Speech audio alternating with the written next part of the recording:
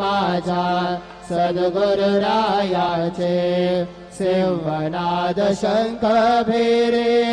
आनंद होतसे महाद्वारे केशवराज विटेवरे रामाचरण वंदितो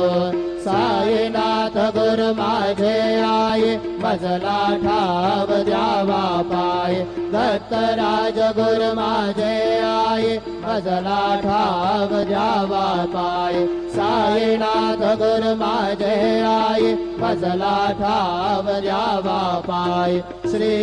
सच्चिदानंद सद्गुरु साईनाथ महाराज की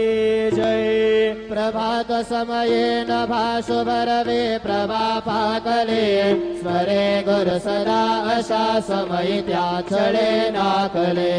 म्हणून कर जोडून करता गुरु प्रार्थना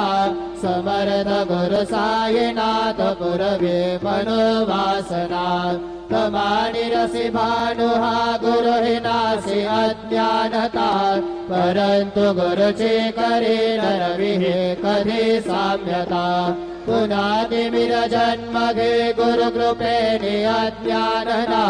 समर्थ गुरु साईनाथ पुरवे मनोवासना